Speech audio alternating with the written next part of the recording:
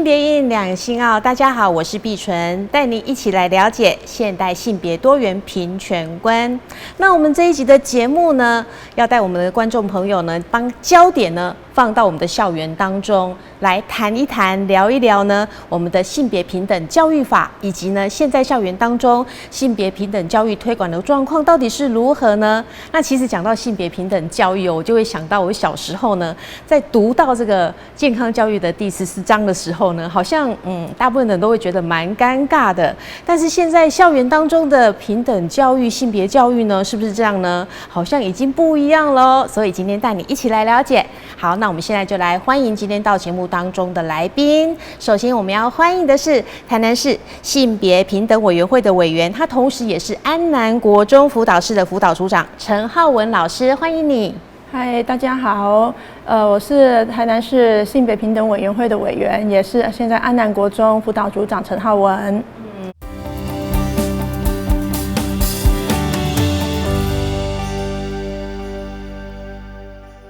欢迎组长。好，接下来邀请的呢是我们节目的一定要有的这一位跟我一样，其实他也算是主持人之一啦因为他讲的非常的棒好，来，我们欢迎长隆大学大众传播系助理教授张英韶老师。主持人好，各位来宾好，然后我们所有的观众朋友，大家早安，我张英韶。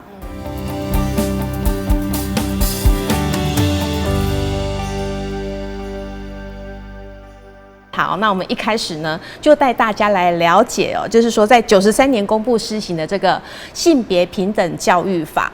那这个性别也是从那个时候呢才开始有用在法律当中。那到底这个性别呢，它在这个性别平等教育法里面呢，它呈现的是什么样的意涵呢？我们先来请教组长。其实以前我们都谈男女平等，男女平等。那后来我们会把它采成改为性别2个字，最主要其实也是考量到性别不再是只有男性跟女性，其实现在我们的性别开始多元化，所以才会将这一个议题的法规名称改为性别平等教育法。那其实性别2个字，我们也可以从生理的角度去看它，那也可以从社会性别的角度去看它。如果从生理的角度去看它，就真的会比较倾向于只有男性跟女性，或是我们有一些比较特殊的案例。但是如果假设说，其实我们从社会性别的角度去看它的话，就有社会男性跟社会女性。那当然当中还有一些多元性别，它其实生理上可能是男性，但是它的心理上可能是倾向于女性化的一个心理特质。所以其实这样子才能囊括比较多的不同范畴的人可以进到这个法规被保护。不然我们其实可能会碍于性别平等教育法以前的旧名称只有男只有女，然后只能够范围只能够范畴只能够到男生跟女生，其实这样子的话可能会太狭隘了。是，所以英韶老师就是说，这个性别的话，让我们可以照顾到、保护到的人是更多的，对不对？没有错其实就像我们刚刚陈委员所提到的一个很重要的概念，它其实就是一个多元的、广泛的一个概念，而且这中间最重要的其实是接纳、尊重，然后所以后来我们就会说性别平等。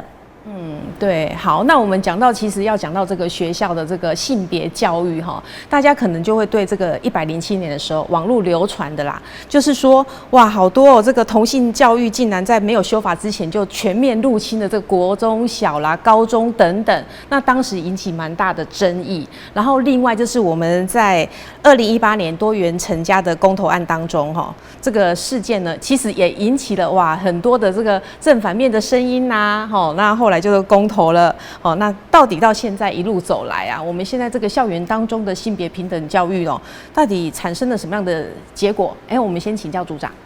其实一路走来现在性别平等教育不能说它广泛性的让每个人都能接纳多元性别，我觉得还没有到这么的广泛，就是对，还是有一个难度在。但是校园里面实际的状况里面，学生对于多元性别的接纳度比较高。其实性别平等教育法里面法规写得非常清楚，对于多元特质的小孩，我们是要接纳包容他们的。那多元性别的小孩其实也并不是少数，像我自己本身也碰过好多的学生，他本身是男性的身体，但是有女性的特质，或是女性的身体有男性的特质。那这样子的一些小孩子，现在在校园里面，其实不能说全部都能够完全被所有同学开放性的接纳，但是其实有部分已经能够跟他们融洽的相处。这样子，我想应该是性别平等教育法走了这么久以来，它能够带给大家一个正向的一个进步，这样子。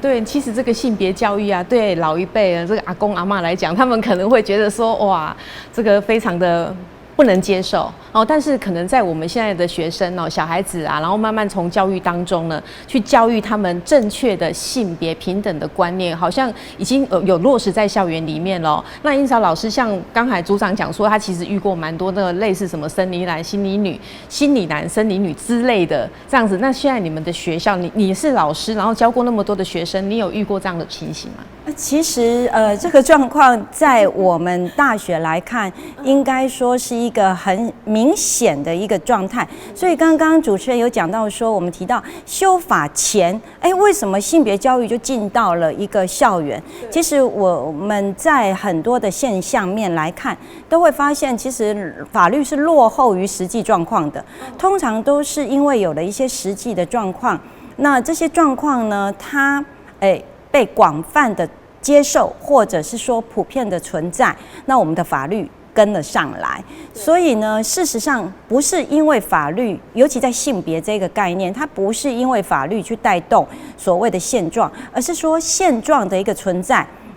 让我们的法令有所修动，修动了之后，再透过法律也来带动我们现实的一个价值哦。所以其实像我们在大学，因为刚刚我们陈老师他是在国中，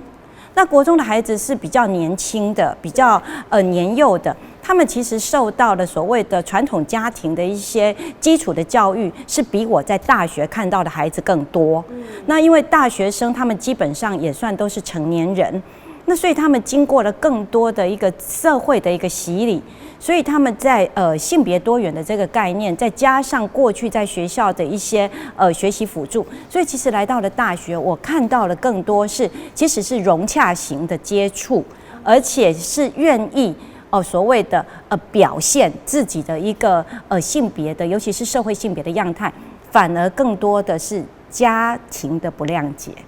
对家庭方面，那组长就是我们刚又再回来讲到这个107年那个争议嘛。那现在其实就是我们很久没有看到教科书了，所以我不晓得说目前我们这个教科书的内容还会有类似的争议吗？还是接受度如何？其实现在教科书的内容已经都是往多元性别的方向去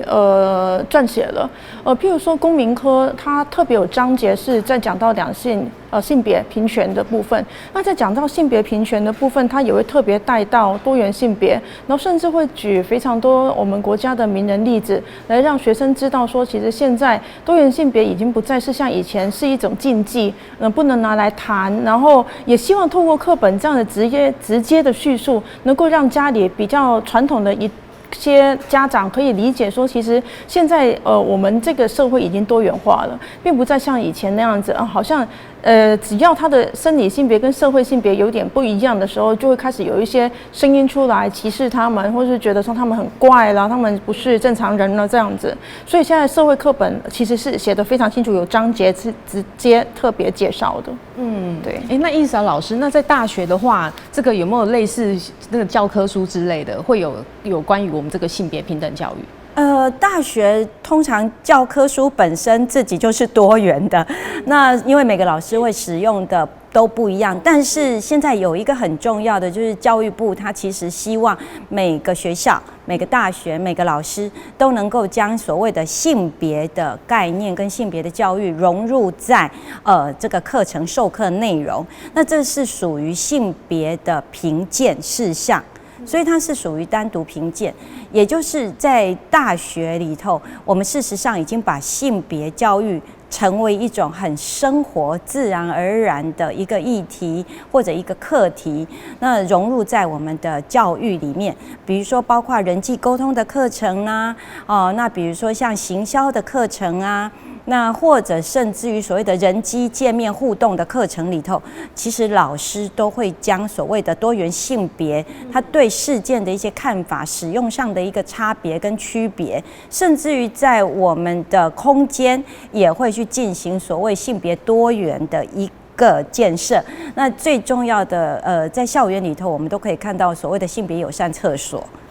对，这个就是一个最起码的一个标准配备。对，性别友善厕所其实目前是校园建制的最多，对不对？那老师，你们学校也是有性别性别厕所吗？现在国中端还没有到这种程度，国中端还是维持传统的男性、女性的厕所，那还有身心障碍的厕所，那但是多元的那个友善厕所，目前我们还没有建制，但是这可能就是未来就是要努力的目标，对，都积极在做了，对，对，未来应该会有这样的一个方向考量，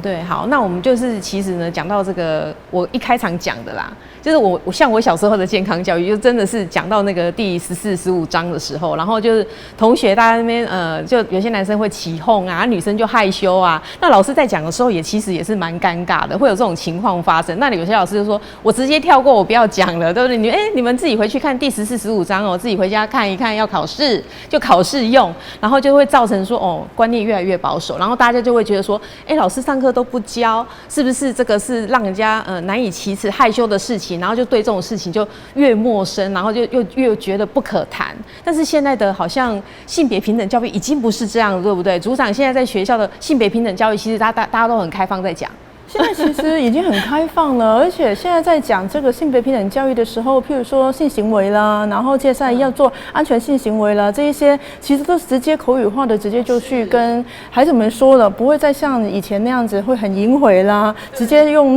这个来带过了，对。做那种就怪怪的，对吧？现在都很直接的讲，因为小孩子其实现在透过那个网络啊，还是说什么电视剧啊等等，其实都对这些事情非常的熟悉，也知道说大概是怎么一回事。但是观念正不正确，这就又是另外一回事，对不对？英嫂老师，其实我发现，在大学端比较辛苦的反而是老师，因为老师们，我们这样讲，我们就是从传统世代那个隐晦的年代过来的，尤其在大学里头的教授们，通常大家听到教授就会觉得那个年龄高不可攀嘛，哈。对。那的确是在大学里头的老师们都是比较研究型的学者，那所以其实反而很多的观念可能比较容易趋于保守，所以有时候在授课的内容上面反而会常常发现一些过犹不及的状态出现，所以在大学端我们反而很积极的在加强的。除了学生的性平的一些基础生活教育之外，还有老师们的性平观念的建立跟重建。哇，所以其实老师比学生还需要再重建，对？如果资深一点的，对，的确是有很多的，像我们在私底下有时候在聊天的时候，就有一些年纪比较长的这个教授们就会说，现在的孩子怎么穿成这个样子？对啊，包括穿着啦、打扮呐，或者是比如说头发的颜色啊，那这些可能都会让有一些比较年长一点的老师们、教授们会觉得。时代时不我与，对，反而，所以我们其实，在老师们的性平教育这部分，我们也蛮花力气的。对，好，那讲到这一个啊，就这一点的话，我们要请教组长，你们在学校推动的时候，会不会说遇到什么样的困难？授课上会不会说，有些部分很难去教学生啊？其实这会回馈到刚刚我们委员刚刚我们有谈到的，就是有些老师他其实比较传统。那他比较传统的时候，他对于这个议题的叙述方式始终会用一些代名词去带过，然后他始终没有办法非常开放的去说出生理特征，然后生殖器这些词语对他来讲始终有一种困难度，讲不出口就对。对，那对他们来讲讲不出口，其实学生都听得懂，都知道这个是什么，但是老师们反而没有办法。开放自己的心胸去跟他们谈这些生殖器啦、器官内的那些内容。所以我觉得反而有时候的确像刚才回馈到的，老师们其实是需要重建一下自己的心理建设，让他们可以知道怎么样去比较顺利的去跟他们讲出这些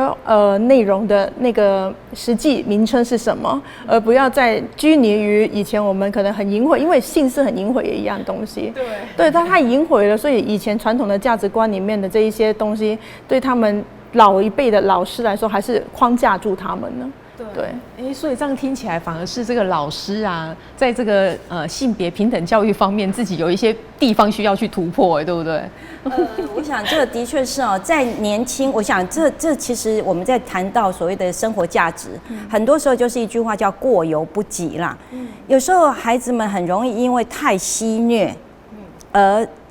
去讨论或者是说轻忽了尊重，那长辈们有可能又是太隐晦。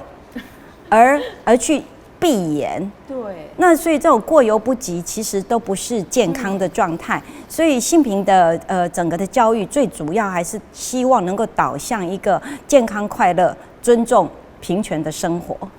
对耶，就是说，我们自己大人呐，哈，就是可能年纪比较资深的，我们自己也不要觉得说哦，贵体也期待，我们都很传统，什么都不敢讲。那反而现在，其实大家就是四处啊，不管电视啦、网络啦、广播等等的，其实很多类似像什么生殖器或是什么的，其实大家都听得很自然的，对不对？那也是身体构造的一部分。所以其实也不要自己觉得说，哦，我做保守，我要做拍摄讲，安尼讲出来无礼貌啊，吼，安尼其实不是这样子，因为小朋友就是你要教导他正确的，因为你如果在那个弄得很害羞，那搞到小朋友也会觉得说，到底这个我是自己太开放呢，还是说这是不对的呢？所以小朋友反而会搞混，对不对？可是也不能拿来开玩笑哦，对，不能用戏谑的方式，对，也不能开玩笑，因为基本上人的身体还是应该被尊重。那自我的一个表现，只要他在法律的规范底下，其实我们应该都要彼此相互尊重去对待。其实像前不久，我就有一个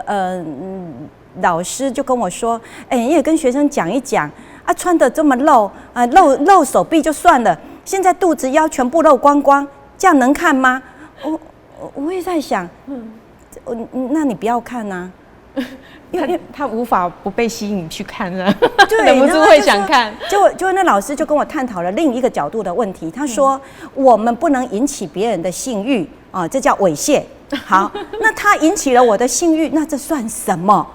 哇，我上课被扰乱到都不能专心上课，这样对吗？我也就一直在想，要怎么回答他啊？对，好尴尬。就这个老师，你是不是应该要加强你的心理健康状态？对啊，他要加强他的性别平等教育的观念，正确观念是，对不对？那组长，像在你们学校的话，会有大概哪些情形可以有案例来做介绍吗？其实我们曾经有遇过一个学生，他自己本身是男性，然后是女性的特质，然后他比较会想要去打扮，但是我们有两类，一类是这一种类型的小孩子很受欢迎，他非常开朗，然后非常愿意跟人家分享他女性特质的那一面，那跟同学打成一片，然后同学也会非常喜欢他，然后老师们也习以为常哦，他涂指甲油哦，他涂的还蛮好看的，然后我们一起来讨论看看吧，这样子哦，他们会打成一片。但我也碰到有例子是完全不能打成一片的，他会受到同学的歧视，同学会觉得说他很娘，会觉得他怎么做事扭扭捏捏，都不能够大方。然后两种特例都在我们学校其实曾经都出现过，都有发生过。那所以是不是反而他就是比较大方，对，然后就是同学反而能够接受他？那你自己如果真的心里有障碍的话，反而会造成一个隔阂。应该是说他对自己接纳自己这个特质还有很多他需要去走的路。他还有一些时间去消化，到底要不要走这样的特质，所以他自己没有办法非常大方的去展露。对。那如果能够大方的展露的，我发现他融入这个校园社会的能力是变强的，会变得很好，而且接纳度很高，连老师们都会觉得说他很可爱。对，都很可爱哈。那应韶老师，那像在大学的话，是不是有更多？就是其实他就是很直接就接受，也跟大家讲说，我就是这样子。其实来到大学，有很多都有过了一个经历，也有了一个他们在国中、高中的时候的一个挣扎或者历练的一个过程。那但是我倒是有一个案例，是一个老师来跟我聊的，他被家长投诉。因为他跟一个生理男的同学探讨了口红的颜色，那他也就那个男同学跟老师说：“老师，你的口红颜色很好看，你用的是哪个品牌哪个型号？”那老师就把口红拿，那孩子就拍了个照。结果这件事情在孩子回家之后。因为妈妈可能没有那么认同他在这个性别行为上的一个表现与认同，所以他每次跟妈妈之间就会有冲突。那一次孩子回家就跟妈妈说，人家我的老师都不觉得我怪，还跟我热烈的讨论起口红。你看我还拍了他的口红，结果那妈妈极度愤怒，她说我送孩子去上学，你们没有帮我导正，还帮我烧火。加望，所以妈妈是来学校投诉老师。那当然这种事情可能我们大概也要做一些介入跟辅导。那结果这个老师就觉得他很委屈。那后来其实我们发现，来到了大学的孩子，尤其以现在的整个性别价值、性别的教育建立下来的孩子，他们自己本身。的心理健康，还有他们自我的一个思索、探讨跟历练，来到了18、19岁之后，事实上已经他们自己也经过了他们自己内在的风暴探讨过了。那反而我会觉得更多的困扰反而是家长，也就是这个家庭的部分。所以像那样的一个孩子，老师就说他在学校都很好，可是举凡他回到家，过一个晚上再回来就很不好。那我们就一直在想，要怎么样能够让我们的性别教育可以扩溢到家庭里头去？因为更多的我们听到很多的家长都说啊，别人家的孩子怎样，我没意见。我家的孩子不可以。对，真的。对，所以这个反而是目前我们会觉得，所以像我知道在县市政府啊，像我们台南市政府也是各个公所也都会办一些所谓的亲职教育讲座。那我们就会试着把一些这个性别的观念跟教育，慢慢的去融入到亲子讲座里面去。那也可以希望从阿公阿嬷到爸爸妈妈，有时候爸爸妈妈是还能接受的，可是反而是阿公阿嬷，那个压力跟反弹很大。所以我们也会希望说，我们各地的县市政府也能够多多透过这种所谓的公众的这个讲座或教育或者是平台，那可以把这性别的观念扩散到整个社会每个家庭里头去。对，讲到这个，像我们就有同事啊，然后我们探讨到这个多元性别相关的问题的时候，他就会说，我很尊重啊，这很好啊，我们要支持啊。然后我说，那你的小孩好像有点生理男心理女的时候，他就说怕游戏也卡骨供我灯对不对？所以其实真的是有家庭的观念，然后还是也真的要去落实，要去推动这一块。好，那我们其实讲到这里就是我们知道的一个案例，台中一中的那个曾老师那他就是一个反正他就是知道自己是生理男心理女，那他也结过婚，那后来太太癌症过世了，然后他就决定说好，我要告白出来，那就2015年的时候还进行变性手术。但是呢，这个老师他讲出来之后，其实他学校的同事什么都非常的支持他，